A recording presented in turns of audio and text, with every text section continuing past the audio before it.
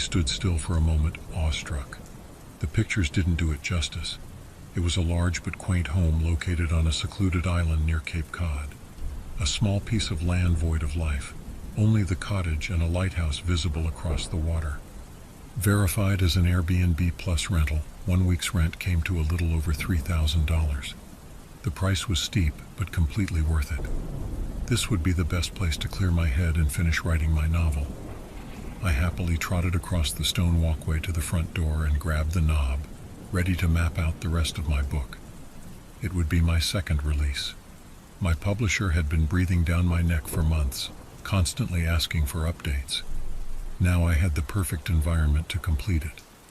Upon opening the door, I was caught off guard. "Hello!" I nearly jumped out of my skin. There was a man inside, late 50s, average build, gray mustache. It took me a moment to match the face to the one on his Superhost profile. It was Garrett, the owner of the property. "Sorry, Garrett, you startled me. I didn't expect anyone to be here." He smiled. "I greet all of my guests. You people are my livelihood after all. Please come in, we have some important matters to discuss." I joined him in the living room. We sat in armchairs on opposite sides of a long coffee table. Garrett simply continued to smile.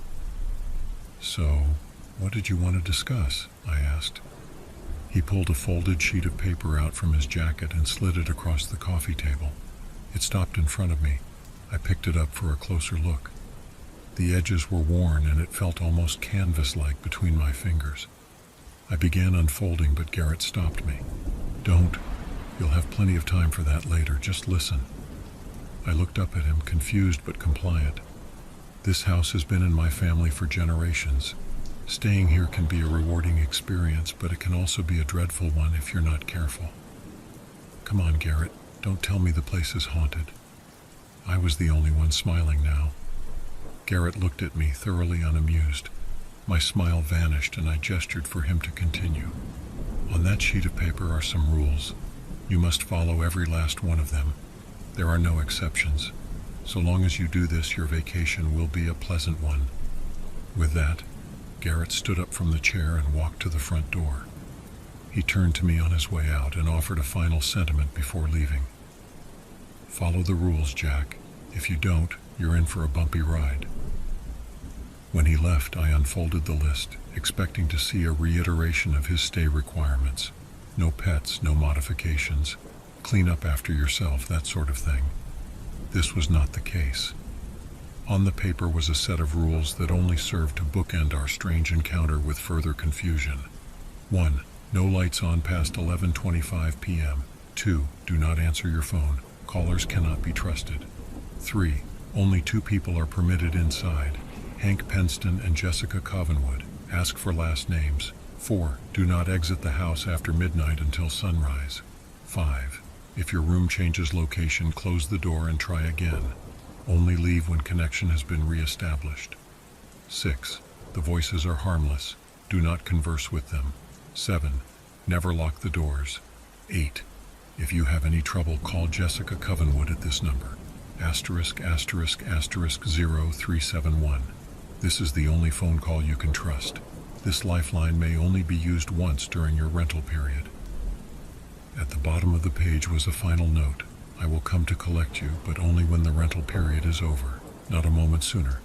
There is no leaving until then." As I sat there mulling over the list, it all became clear. Garrett was a lunatic. Either that or this was a poor attempt at humor. Either way, I brushed off our meeting and the list of rules altogether, placing the paper on the coffee table where it stayed for the rest of the night. A majority of the first night was peaceful. Of my novel's final 6 chapters that needed completing, I was able to stay up late and finish 2 of them. First drafts, at least. There was still a lot left to do. My final days on the island would have to be spent proofreading the entire manuscript and filling cracks in the narrative before sending it to my editor. Still, 2 chapters was not a bad night's work, all things considered. After patting myself on the back for a job well done, I looked at my phone. It was 12:18 a.m. My lips spread into a slight smile as I looked at the desk light, wavering in and out of life. "It's past 11:25, Garrett. Was this why I needed to turn off the lights, so they wouldn't flicker? I chuckled to myself as another rule came to mind. Number 4, if I remembered correctly, do not exit the house after midnight. I continued to laugh to myself as I ventured downstairs, opened the front door, and stepped out into the night. The view was brilliant, a blanket of stars covering the cape, only broken up by the gorgeous lighthouse jutting upward, practically cutting a hole in the night sky. It was a breathtaking sight, well worth the partial advance from my book. What's the reasoning behind this rule, Garrett? You didn't want me to enjoy the view? I turned and stepped back into the house. I then locked the door. Oops, that's another rule broken. Hope the house doesn't chastise me. With that, I traveled upstairs to the bedroom and fell into a blissful sleep the moment my body met the sheets. My slumber would not last. 3:27 a.m. I awoke to a thunderous banging at the front door. In a groggy slur of motion, my legs just barely managed to pull the rest of my body out of bed. Practically sleepwalking, I eventually made my way downstairs and opened the door. Outside, there were no longer any stars. Their light was replaced with a thick fog rolling over the ocean. The water and air were still, frozen in place. There was no one there but me. I closed the door and went back to bed, certain that the sounds I heard were remnants of a dream overlapping with waking life. My body fell onto the bed, and sleep took hold once more. 4:42 a.m. I awoke again, ripped from a dream state where I was turning in my novel to the publishing house. For whatever reason in this dream, Garrett was my boss. He held the manuscript to my face and flipped the pages, revealing a lack of ink. "There's nothing here, Jack. All that time and nothing to show for it." He continued to flip through before stopping somewhere in the middle. Unlike the other pages, this one had text. The words were familiar, but they weren't written by me.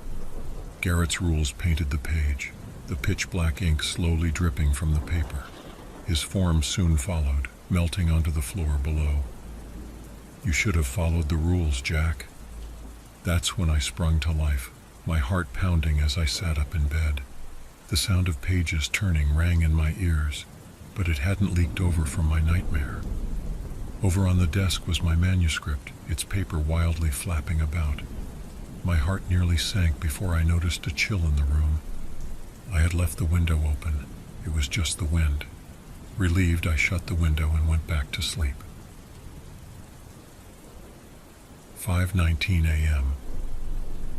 No sound woke me this time. Instead, it was nature calling, beckoning me to take a late-night trip to the bathroom. Unfortunately for me, this would not be an easy task. Upon opening the bedroom door, I was greeted by a deeply unsettling sight. It was a hallway. Not the hall that should have been there, mind you. An entirely different hallway, noticeably different. It was narrow, almost too thin for a person to walk through. And it was long, very long, seemingly longer than the building itself. Lining the sides was a plethora of doors. More doors than I knew the house to have. It was by all means unexplainable. I rubbed my eyes to test their acuity. The hallway was still there.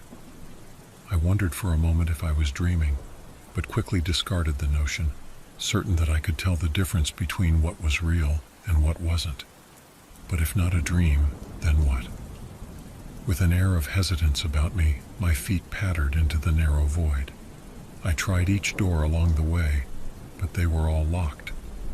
Halfway in, a harrowing sound cut through the air. I turned my head to see that the bedroom door had shut itself. Running back and turning the knob was futile. It wouldn't budge. Without a whole lot of options, I continued down the hall. At the end was a final door, different than the rest. Affixed to it was a plaque with a designation, like one you might see in a hotel. According to the text, it was room 371. The knob offered no resistance as I turned it and gently pushed the door open. There was no light inside. Still, I could make out something standing in the center of the room, facing me. It was a shadowy figure, slightly darker than the blackness around it. A vague glow outlined its form. It was tall, taller than any man. I had the inclination to close the door and turn back, but fear kept me anchored in place. My breathing became erratic and my heart rate soared to new heights as it took a step towards me. In a flash, it lunged to my position. Everything went black. My eyes opened to sunlight pouring into the room. I was back in bed. This was strange. Every bone in my body told me it wasn't a dream, but rational thinking dictated otherwise. I had no choice but to entertain the idea that I was having vivid night terrors in the face of a fast-approaching publishing deadline.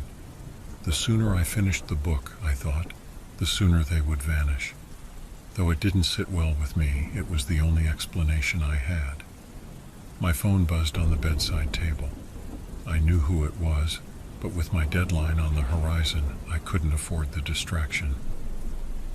When the buzzing ceased, I crawled out of bed and started the day. My first few hours awake were productive.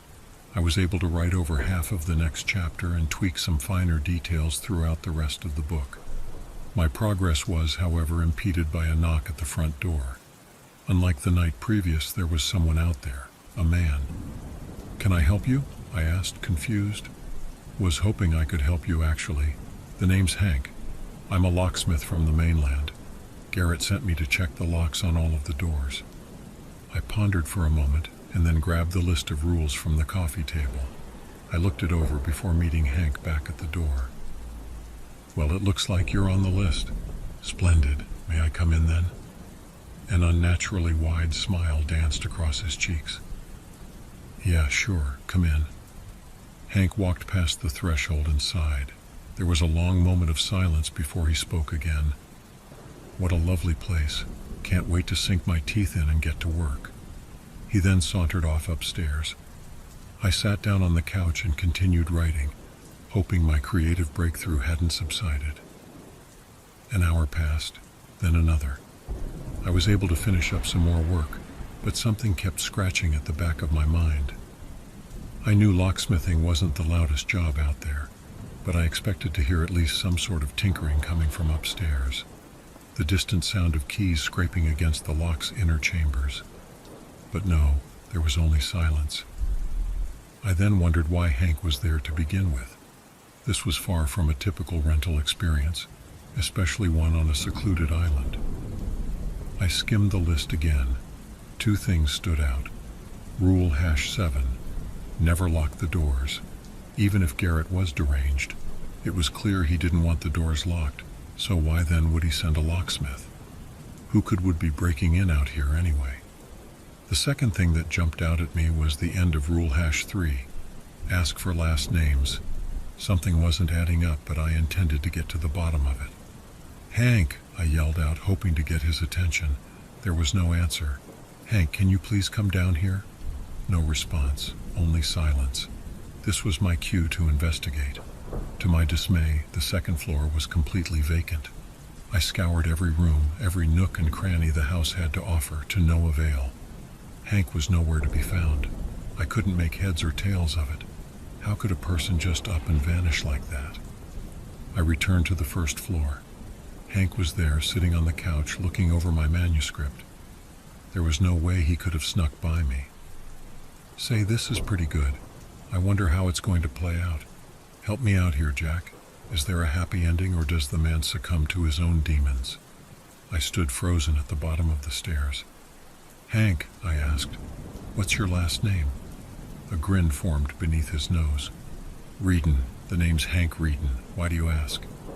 I looked down at the list in my hand. Penston. His name was supposed to be Hank Penston. "No reason, just curious. Hey, do you mind tossing me my phone?" Hank looked down at my phone on the coffee table. A few moments passed before he grabbed it and looked over at me. He stared for a long time, almost as if calculating the distance, and then finally threw it over. I caught it and ran for the front door. "Thanks. I'll be right back." I sprinted to the edge of the island, unsure of who or what that was inside the house. It was becoming ever apparent that Garrett might not be so crazy after all.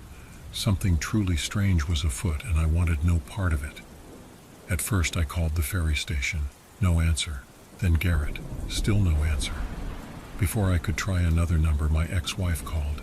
I had been ignoring her calls for weeks. "Charlotte, thank God I'm at an Airbnb off the Cape. I need you to," she interjected. "Leslie's dead, Jack." My blood ran cold.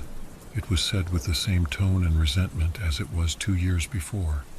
All at once, the floodgates opened, and a slew of memories poured in, ones I had tried desperately to repress. Leslie was our daughter. Before Charlotte and I divorced, she was struck by a car on her way home from school. Charlotte was at work, and I was supposed to pick Leslie up, but I was too wrapped up in my first novel. I forgot all about her, my own daughter.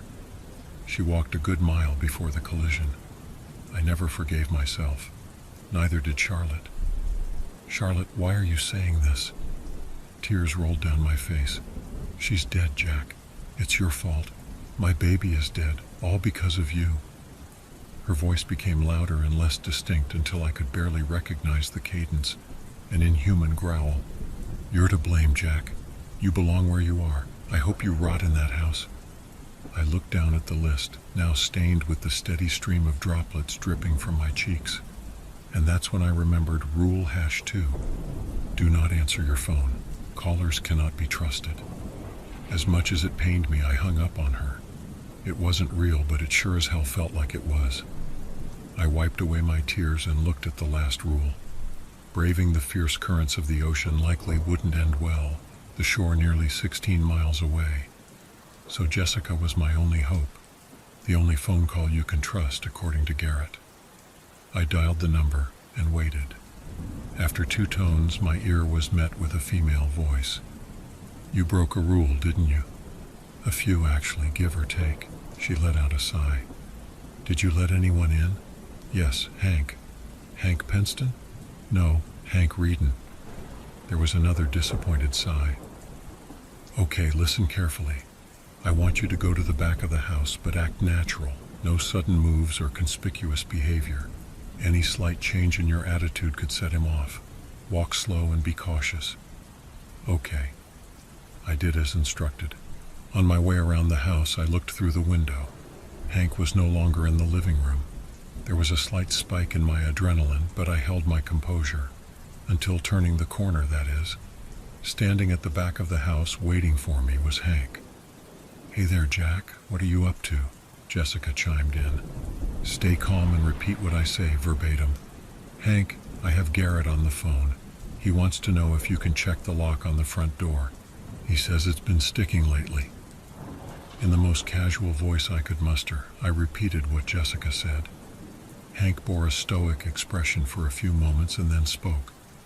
"That darn thing. I'll see what I can do." He walked past me and went off to the front of the house. I was officially rattled. Jessica's voice broke the tension.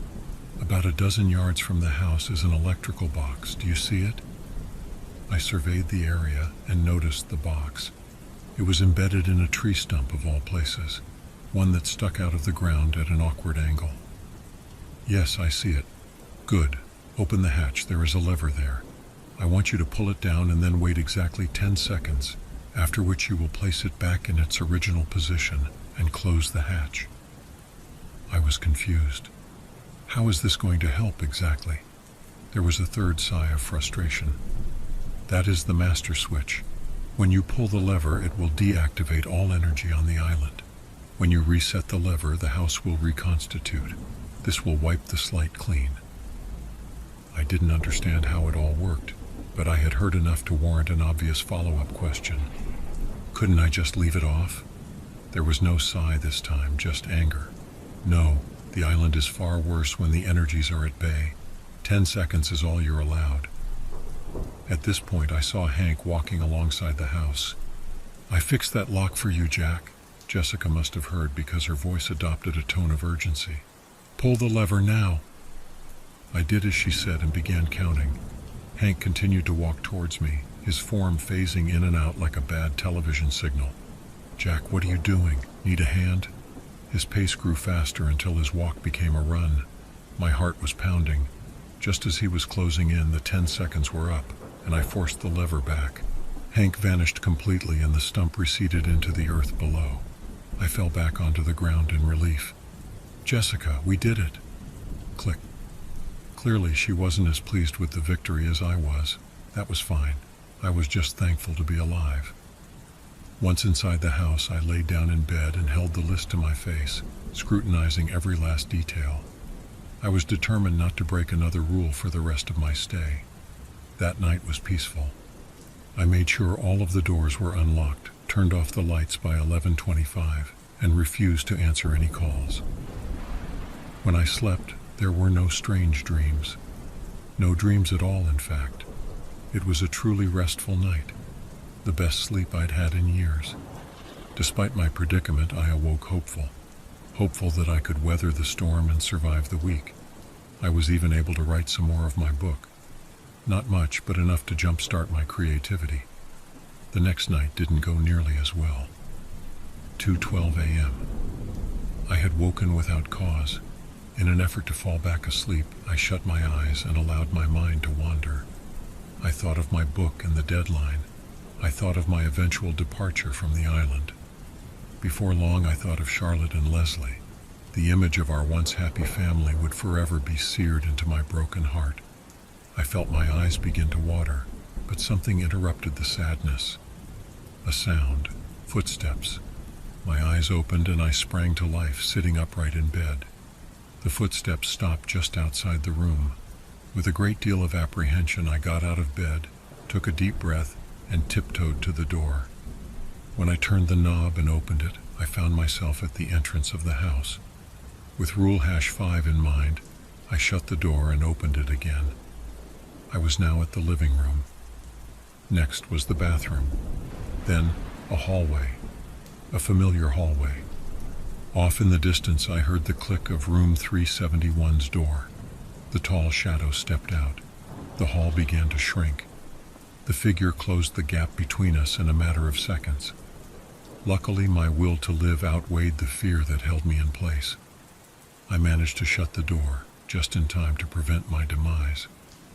When I opened it again, the room was back where it was supposed to be. 3:47 a.m. Just as I was finally drifting back to sleep, the voices started. "Hey Jack, enjoying your stay?" Though frightened, Rule #6 came to mind and I followed it. The voices were harmless and I was not to converse with them. "What's wrong, Jack? Hung up on Garrett's rules? That's no fun." I closed my eyes as the voice grew louder and hid beneath the covers.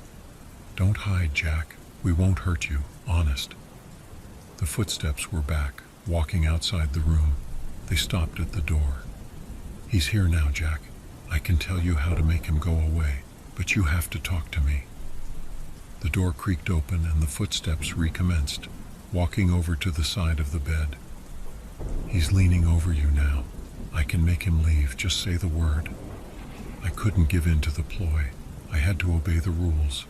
But then there was a tug on the sheets. My heart nearly stopped. "Wake up, Jack." I jolted to a sitting position. The room was empty and the door shut. It was a dream, but that didn't explain the hand-shaped impression on the edge of the bed. No matter the culprit, I would endure the torment. It was only a week. "You can get through this, Jack." Leslie's face flashed in my mind and forced an unexpected tear out. "You've been through so much worse." The next few nights came and went without issue. There were some dicey moments, but I learned to handle the odd voice here and there, and the room moving every now and again. I ignored knocks at the front door altogether, avoiding any and all potential repeats of the Hank incident. Night 6, however, was by far the worst. Some things never change. Dark clouds loomed over the ocean as waves crashed into the island. Just like the night Leslie was killed, I became deeply engrossed in my writing, to the point that nothing in the world could have pulled me away. Even after everything that had happened in the house, I was somehow able to finish the book. Maybe the shock to my system inspired me.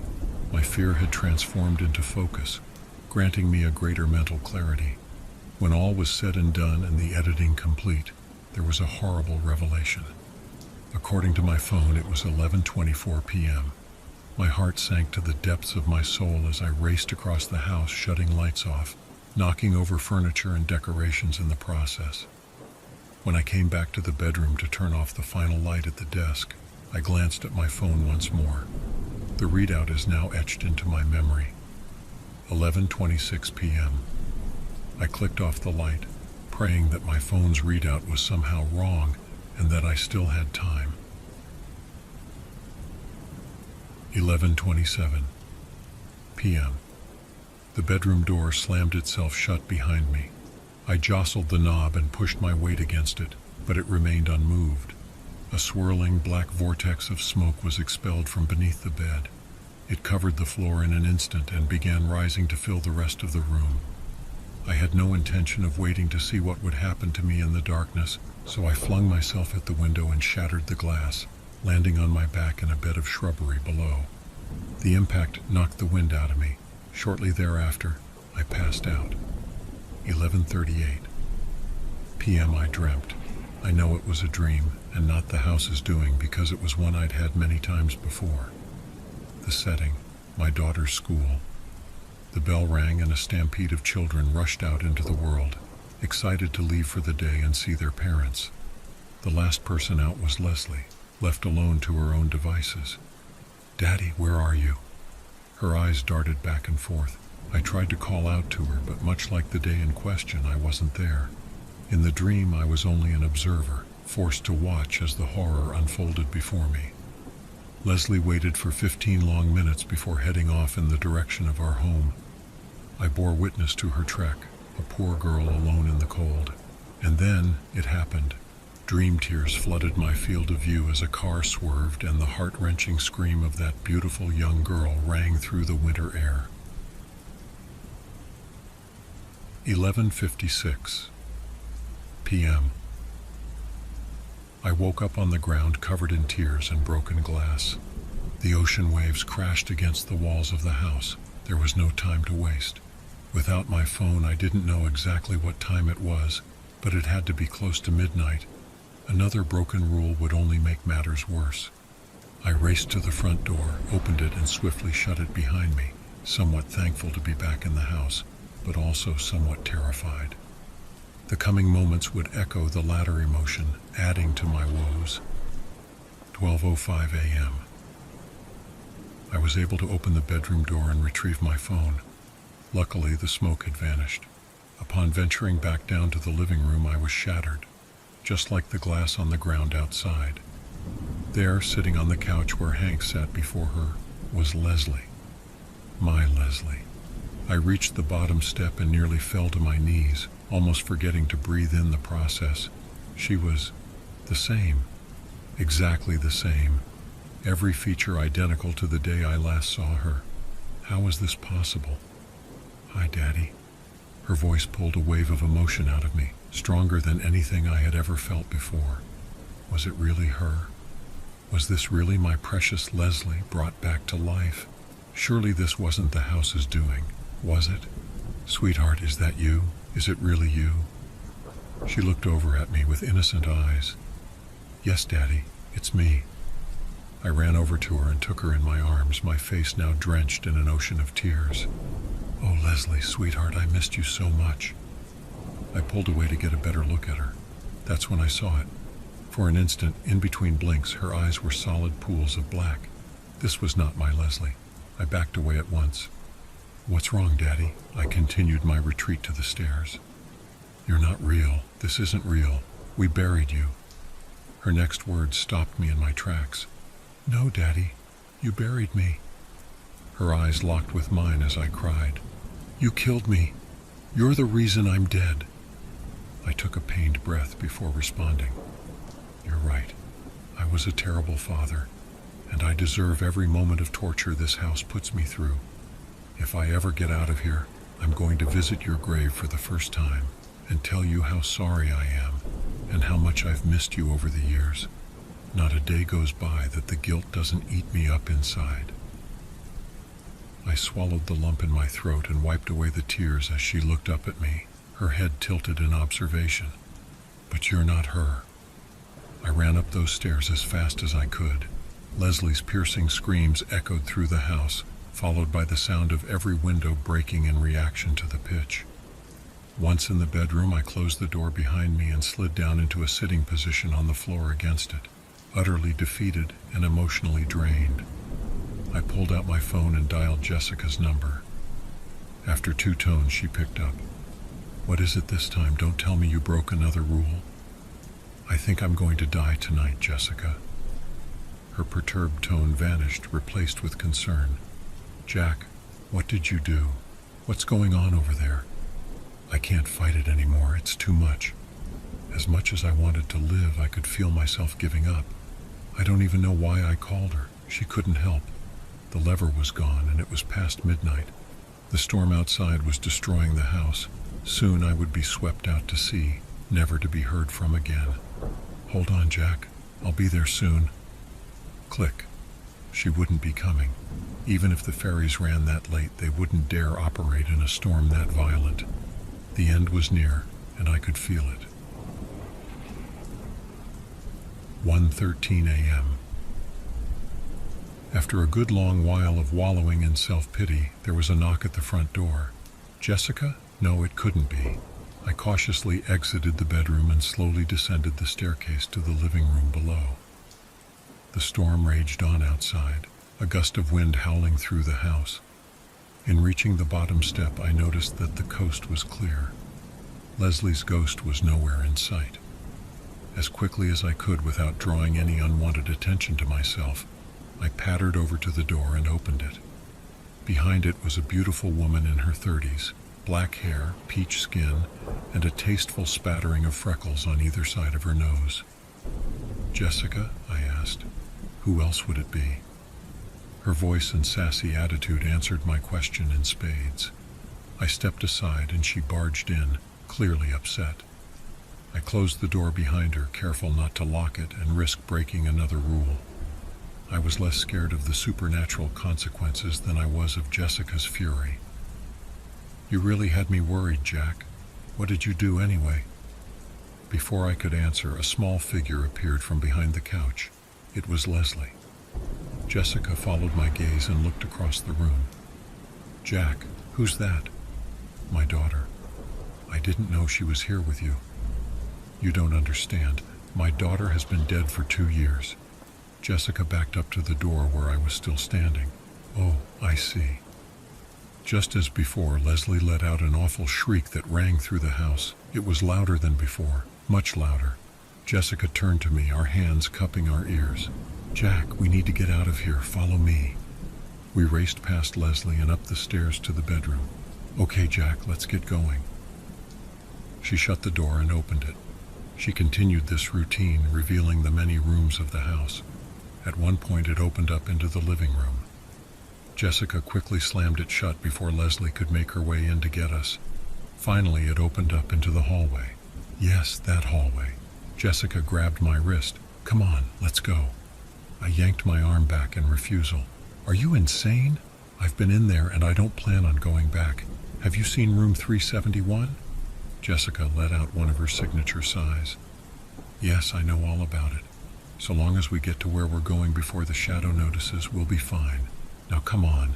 We don't have a whole lot of time here." I reluctantly respected her wishes. I wasn't keen on facing that ominous stretch of hall again, but Jessica's advice hadn't failed me yet. Besides, I was ready to die just an hour ago. Whatever fate would befall me in there couldn't be any worse than seeing my dead daughter resurrected. "Okay, Jessica, I'm ready." 1:36 a.m.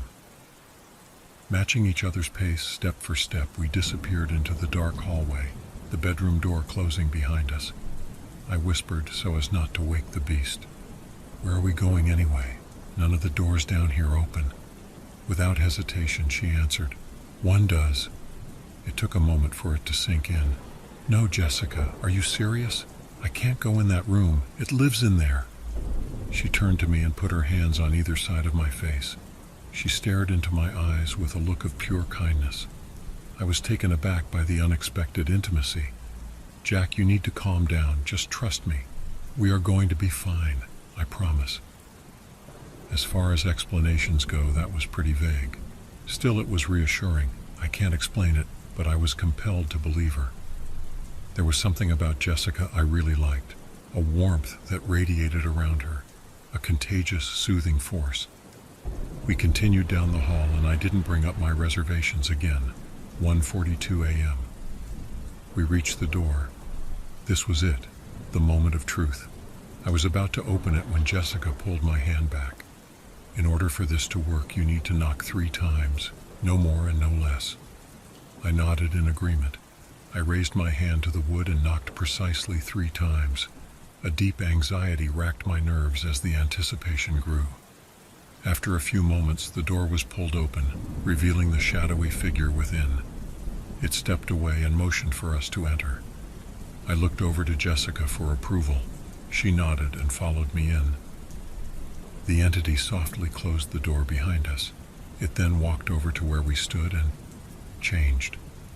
I's dark form turned to light, illuminating the rest of the room. It was the bedroom, only it wasn't exactly the same. Something was amiss. I couldn't quite put my finger on it. It just felt different. The bright figure then shrunk down to a glowing orb and drifted away, phasing through one of the walls, leaving us by ourselves. Moonlight shone through the window. The glass wasn't broken anymore. There was no storm outside. Everything was pristine. Jessica, what just happened? This is the house's safe space, a fail-safe for when too many rules are broken. She could tell I wasn't following. It's a copy of the bedroom from just before things went south. A moment suspended in time that we can stay in for a while. At dawn, everything will revert to normal. Why didn't you tell me about it before? Honestly, it's a risky move. The shadow is a fickle being. When you enter room 371, there's only a 50% chance he'll accept your entrance. Otherwise, you're doomed. I couldn't believe it. You're telling me we could have died? You risked our lives on a 50% chance? She came over and placed her hands on my face again. Jack, we're safe. There's no need to be angry. Relax. We would have died anyway at the hands of the house. This was our only option. She was right. Honestly, I was happy she was there. Without her, I would have been a goner. 3:17 a.m. Jessica spent some time going over my manuscript. I filled in some of the blanks so she could skip the more fatty sections and finish before bed. Jack, this is beautiful. I wasn't so sure. Maybe I put too much of myself in it. Maybe the blood I poured onto the pages covered up the meaning. Who in their right mind would want to swim through my despair to reach a story even I wasn't sure I believed in? It's about you, isn't it, Jack? This is your life from the moment your daughter died to now. I felt myself unraveling. I'm tired, Jessica. I think I'm going to call it a night. I offered her a half smile, waltzed over to the bed, and laid down. To my surprise, she laid down with me and placed her hand on my chest. It's okay, Jack. I've never lost a child, so I can't imagine the kind of things you're dealing with. I do know that things will never be same. That doesn't mean you have to give up. What would your daughter have wanted? There was no fighting the tears any longer. You don't understand, Jessica. I'm responsible. She was waiting for me when it happened. I was her father and I wasn't there for her when she needed me. Jessica didn't respond. I sobbed until there was nothing left in me. When the moment passed, I asked her a question. Why do these things happen here? Honestly, I don't really know. We turned to each other. Her warmth reared its head again, inviting me to come to it. Our lips met, and with it an intense feeling was born, like nothing I had ever felt. A somber, quiet energy filled the air and coated the room. In a turn of events I will never fully fathom, Jessica and I made love. 5:32 a.m. Jessica fell asleep in my arms. I stayed awake, content for the first time in years. Then a familiar disembodied voice burrowed into my ear and poisoned my mind. What you're feeling isn't real. By this point I was all too familiar with the voices and their antics. I ignored its statement.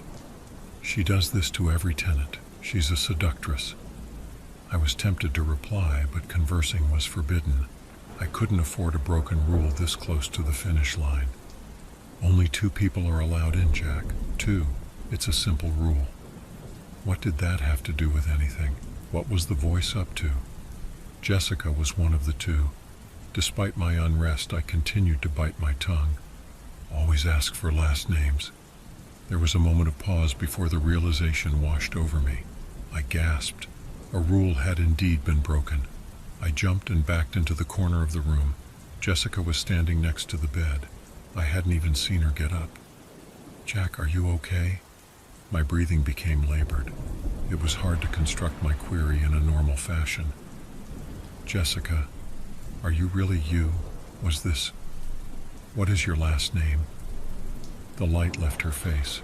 Her now empty eyes cut right through me. I slid to the floor. A long period of silence passed before anything changed. Before she changed. 5:51 a.m. Jessica's face widened.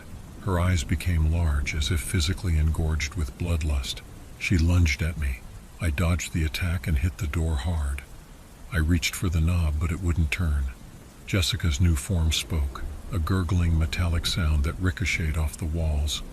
It looks like you're stuck with me, Jack. She lunged again. I slid under the bed to escape her reach. Her feet paced around its perimeter, a predator circling its prey. It was just a matter of time now. I closed my eyes and thought of Charlotte and Leslie playing in the snow, the last day I saw them together. This would be my final thought as death approached. As beautiful a thought as one could have before dying. At least now I could be with her again. A pained outcry from Jessica broke my concentration. The light in the room had changed. I rolled out from underneath the bed and saw her writhing in the corner. The sun was coming up over the horizon outside. This was my chance. I raced over to Jessica and clenched her neck. She struggled but was too weak to break free. I forced her against the window. Her skin melted, dripping like candle wax to the floor. Her hair burned to a crisp. I looked to her eyes for even a shred of humanity, something that might convince me to spare her for all she had meant to me. There was none, only malice. In that moment, I sincerely wished that she had been real. Goodbye, Jessica. With as much force as I could muster, I pushed her through the window. Her form disintegrated before it could reach the ground. The wind carried her ashes away into the endless expanse of the ocean. She was no more.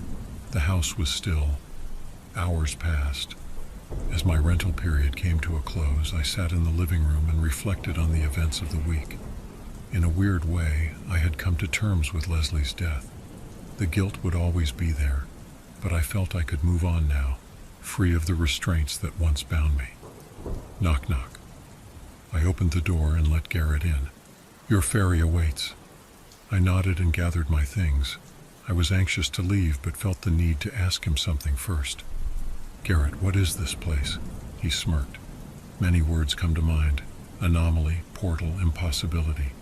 I personally think it's a mirror, showing us ourselves in a way we never thought possible. A place where our past and present intersect. Perhaps the right word for it is closure. I smiled. You might be onto something, Garrett. Splendid. Does that mean you'll leave a good review? I chuckled. You know what? I'll do it right now. I opened the app and clicked through to the listing. A bit of information caught my eye as I scrolled. Checkout time, 12 p.m. I looked up at the readout at the top of my phone's display. It turned to from 11:59 to 12 o'clock as I watched. I let someone in before time was up, meaning a rule had been broken.